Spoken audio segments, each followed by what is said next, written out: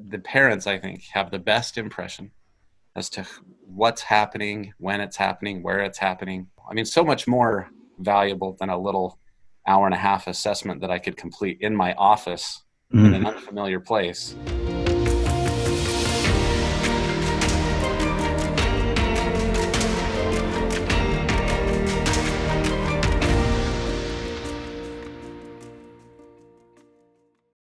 Hi, I'm here with Jesse Heaton, actually. He is a therapist out in Nebraska, and I've asked him to join me. Jesse and I have known each other for a long time, and so I'm going to have him introduce himself and the work that he's doing and what he's involved with there in Nebraska. Thanks, Siope.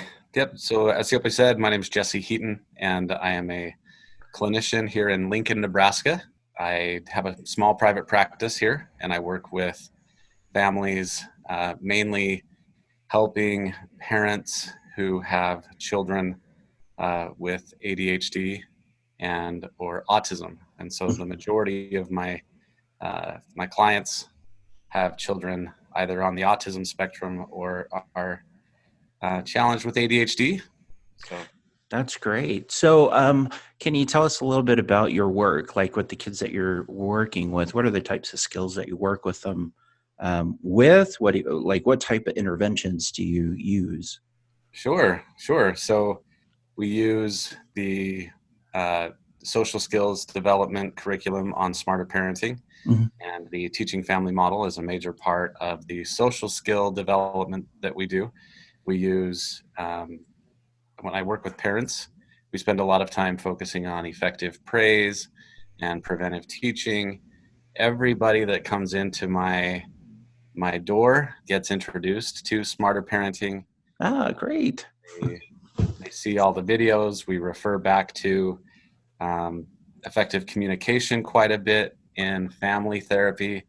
And then on the kids side, without fail, they will learn the 4 basics. So they learn following instructions, accepting no, disagreeing appropriately, accepting consequences.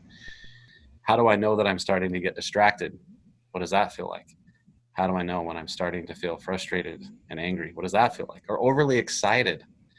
What does that feel like? What triggers is my body telling me? And so we do a lot of emotional regulation stuff and then a lot of experiential things. So, can you explain a little bit about the experiential stuff? So you start with skills first, so you can have a dialogue and a communication that actually is common between everybody. Then you focus on how a body responds, and then you do experiential after that. So it seems pretty sequential, but can you explain a little bit, like, what are the techniques used in the experiential part? This is actually for me because I'm super interested in knowing what your approach to that. Because I think you're the king of experiential activities.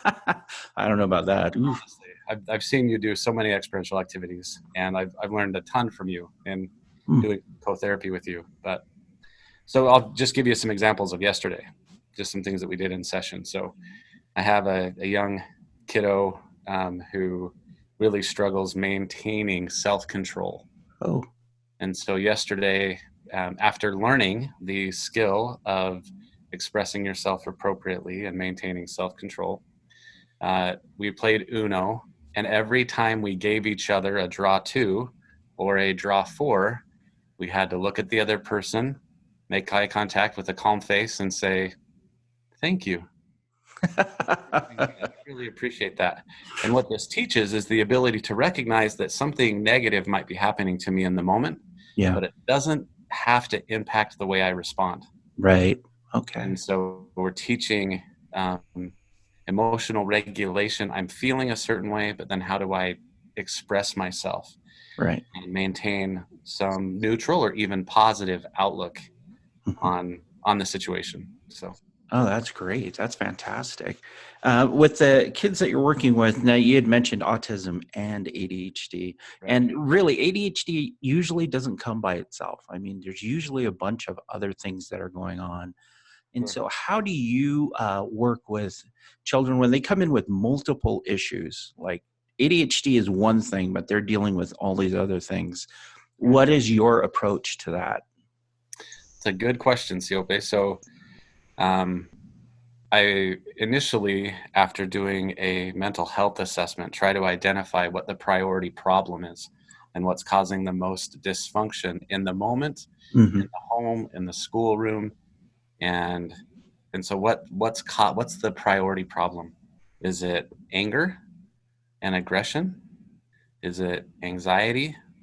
Is it impulsivity?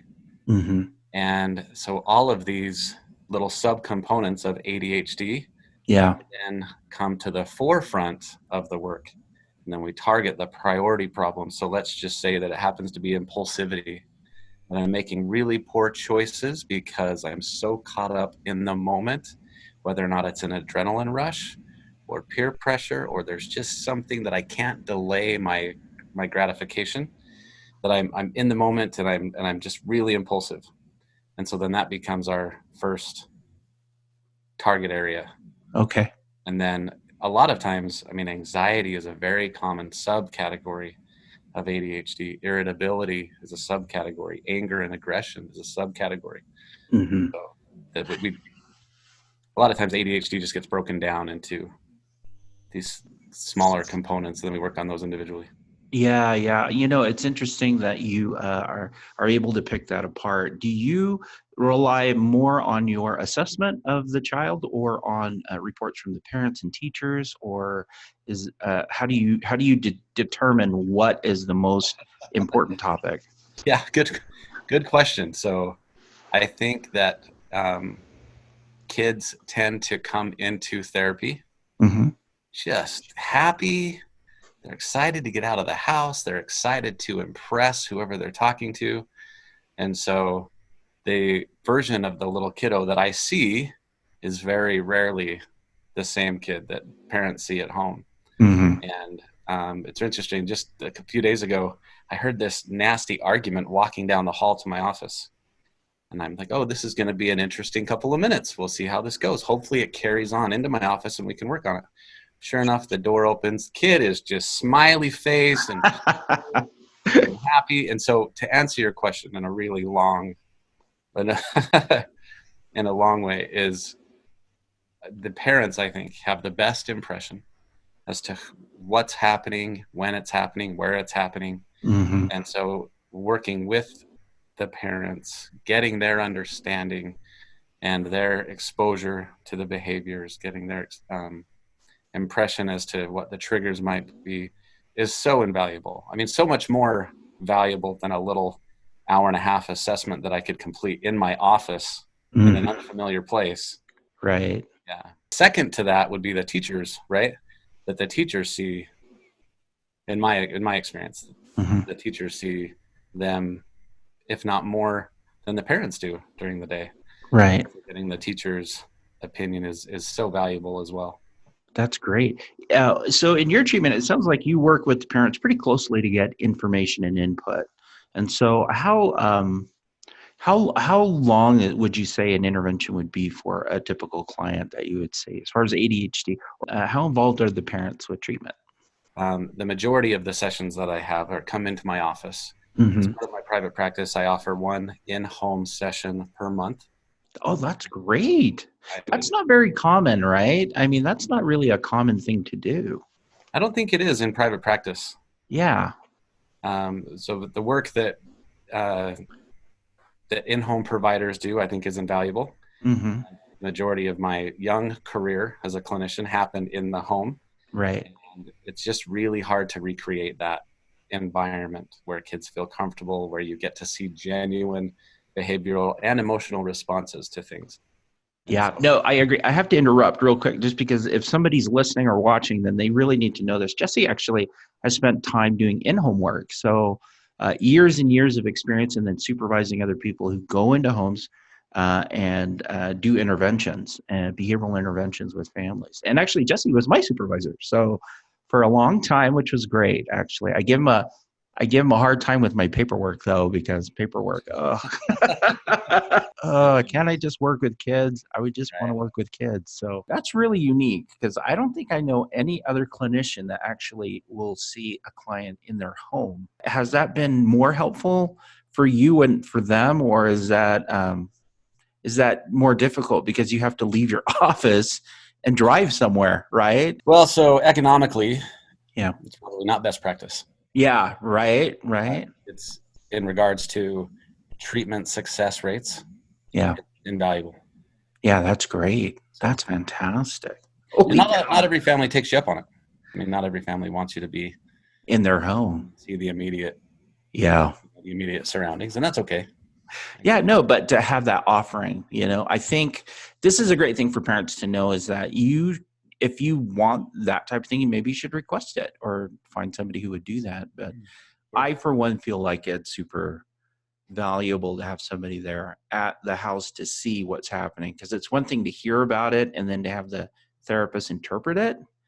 And then another thing to actually be in the environment and get a feel for what's happening. So Right, sure. that's great. Okay. So the parents are involved. The parents are, yeah, very, very much involved. Yep.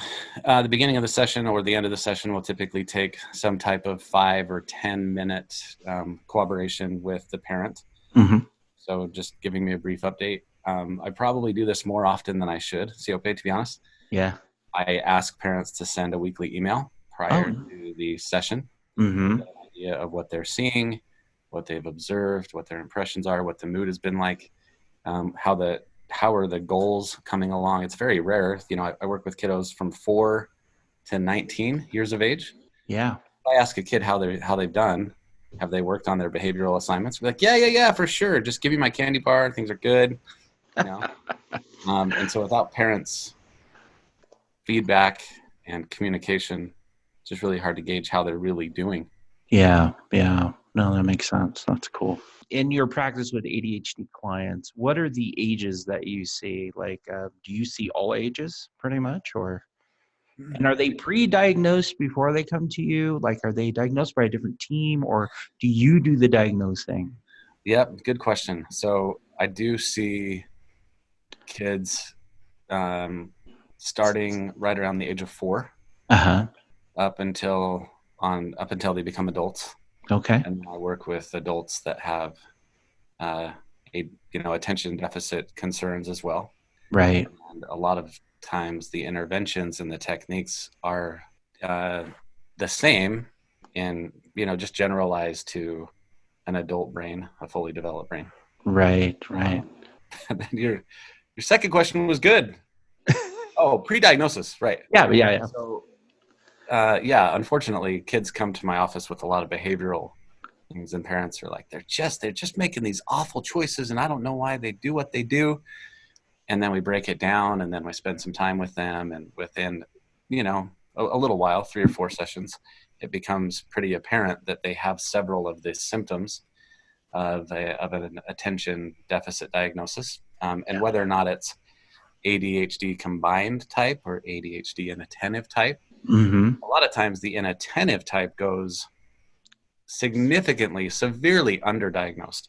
Okay. And they just get lost in the crowd. And so it's very rare that somebody will come to me and have an ADHD inattentive type diagnosis. Right.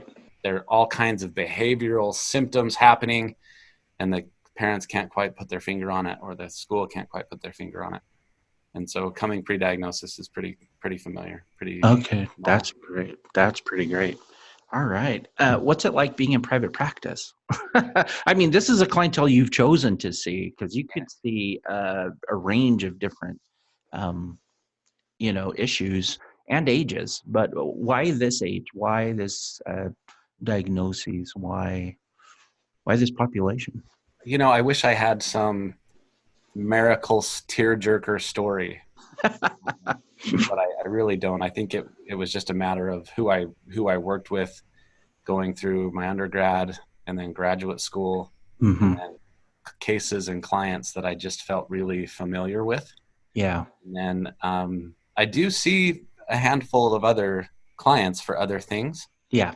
I think that word just gets out that somebody specializes in a certain diagnosis, and then for some reason I just feel, this is going to sound crazy, but I just feel really fortunate, lucky that I went to so many autism spectrum trainings. Yeah.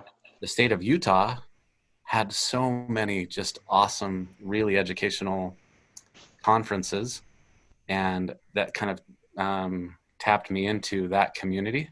Yeah. And so I feel like it was almost by chance. Hmm. And then the ADHD thing has a really special place in my heart as somebody that has ADHD and attentive type Yeah. by a long, long time. And I feel like I was a pretty functional, you know, semi. I should say, you asked my wife if I'm functional, uh, I mean, I did okay, right? And it Yeah. wasn't until much later in life that I realized, oh my word, like I really have some attention issues. Yeah. And so they have a really special place in my heart, and I just tend to gravitate and just love and appreciate who they are and what they're bringing to life. Yeah, I think that there's a misconception that they're not contributors or they don't find a way to contribute.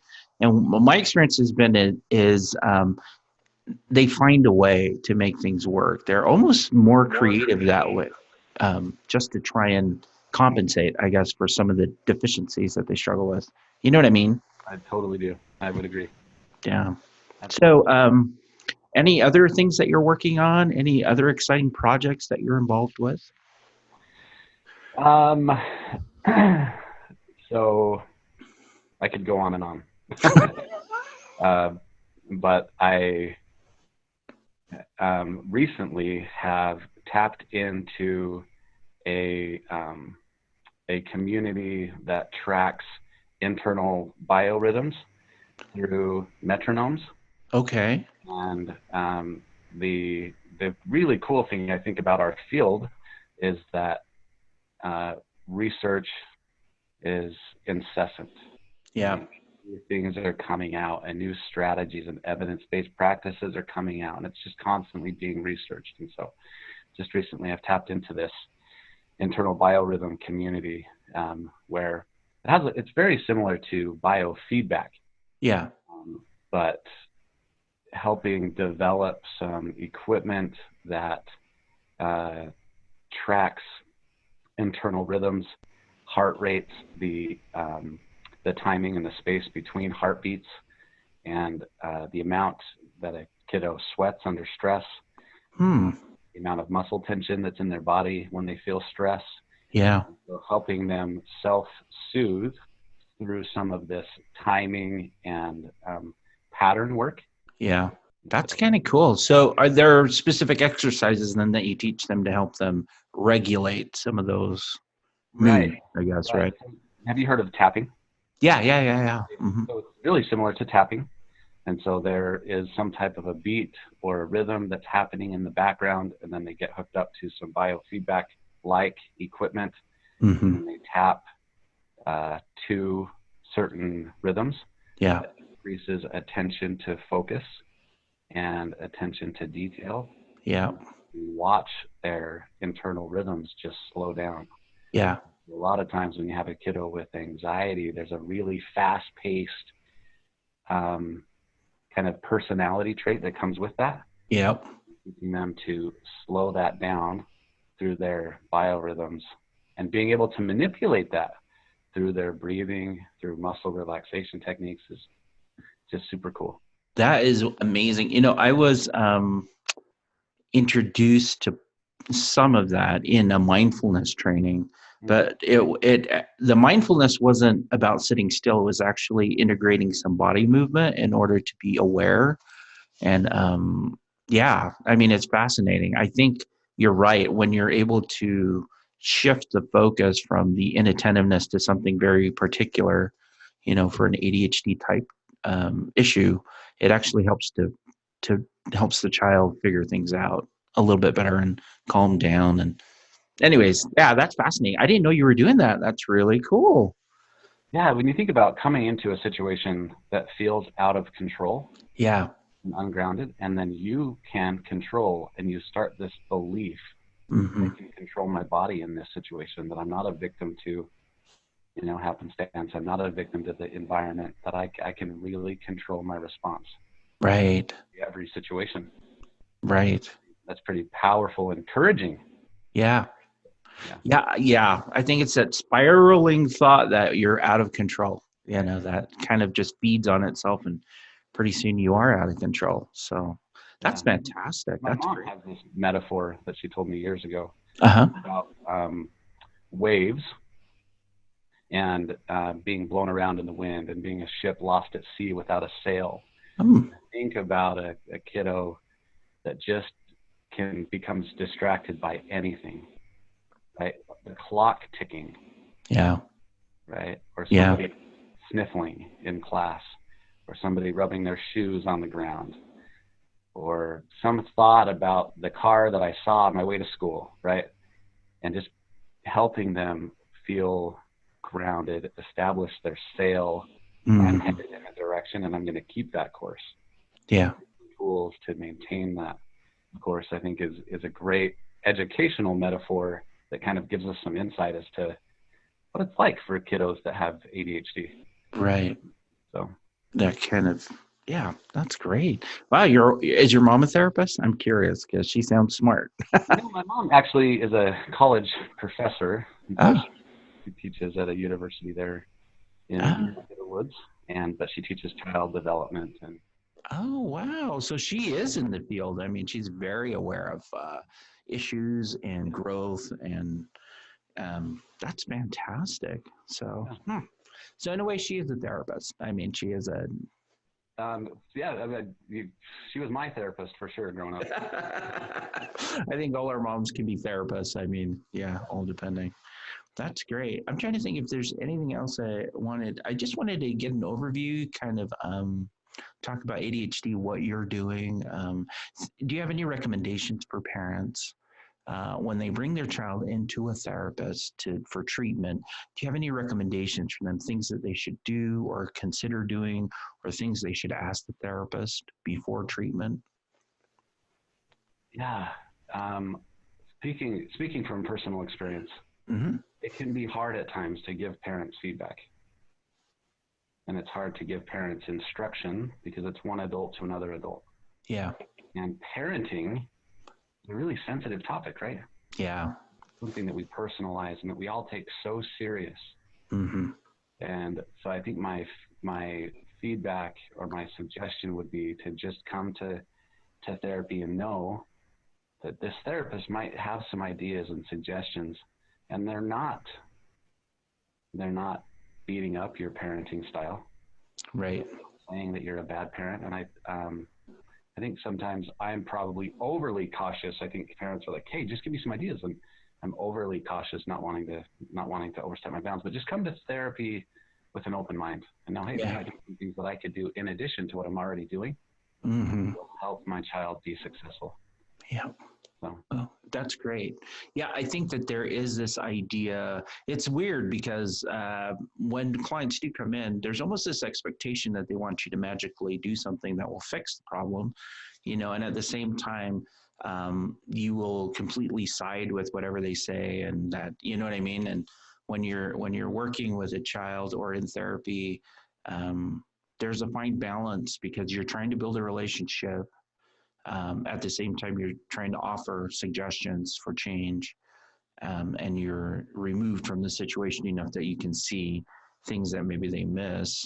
Um, but it's hard. It is hard for a therapist to walk that fine line between, suggestions and offense. Like how, I don't want to offend you, but this may be something you may want to consider. So coming in with an open mind is super helpful. So great advice. That is great. Is there anything you wanted to talk about? I think that's it. I'm happy, I'm happy to talk or answer or Questions and chat stuff. about any ideas that you have. But Yeah, this is kind of like just an introduction. And the other part I do want to mention is that Jesse has written quite extensively, actually, on smarter parenting uh, blogs. So we've compiled those blogs into an ebook that is going to be available for download. So would highly suggest that you read what is in there because it's has great information, and he covers everything from gosh, everything that has to do with ADHD. There's quite a bit of information in there, but you'll find more information on the Smarter Parenting website about the download. So, did you want to talk about that? your blogs, things that you've written, or anything like that? Sure. Okay. A lot of times, I think what I would just encourage parents to do is understand that, anytime that your kiddo is diagnosed, that's a really stressful thing. Yeah. It's a time of maybe a lot of doubt and uncertainty. It really just encourage parents to tap into the community. Yeah. That you're not alone. That this websites like Smarter Parenting are out there to serve as a resource and an extra layer of support, and that there are a lot of parents that have gone through what you've gone through. Mm-hmm. And it feels overwhelming, but there's hope. Yeah. And some of the parents that I've worked with, they've had that dual experience where they tried to figure out what's going on. And when they find out, they're super happy, and then they're super sad. And it's like, I found out what it is, and now it's like, oh, that's just too much, and it's understandable. It's a lot to deal with, but reaching out to the community is helpful because there are a lot of ADHD communities out there, So reaching out is definitely a great thing to do. That's wonderful. Okay. Anything else you wanted to chat about or talk or? I could talk to you for hours. I think that's good for today. Yeah, no, I think that's good today. We could talk. I know we could talk, but actually we should talk off the record. That's things that are happening and stuff like that. Anyways, I want to thank you for at least communicating, talking a little bit about ADHD, what you're doing in your neck of the woods. I think there's some really great things that you're doing that I think other therapists should be doing. An in-home offering is super helpful. I think that's something that most therapists should do or consider doing. But you're right, as far as economically, that's difficult to do because that takes time and it takes resources to actually make that happen. But sounds like you're doing what's in the best interest of your clients, which is super great. So, yeah, well, thank you. I appreciate all you do. We use Smarter Parenting 3 or 4 times a week. Oh, that's great. And everyone that I work with just loves the videos that Smarter Parenting puts out, the charts, the chore charts, the reward charts, the behavioral charts. I mean, it's just quality. Oh, So that's yeah, no, that's great to know. Thank you. We're actually doing quite a bit actually in expanding in the next little while as far as trying to find additional ways to reach out and focus the attention, because we did mostly general parenting initially with Smarter Parenting. Like the skills are pretty general. So now we're focused on ADHD, trying to get a community around that issue and focus our efforts on addressing those things. So, but yeah, I think that's it. Gosh, thank you so much, Jesse. Absolutely, my pleasure. We need your help. And the way that you can help us is to subscribe, to like, to share, and to comment on this podcast. We want to reach out to as many people as we possibly can in order to help those families who are in desperate need of resources.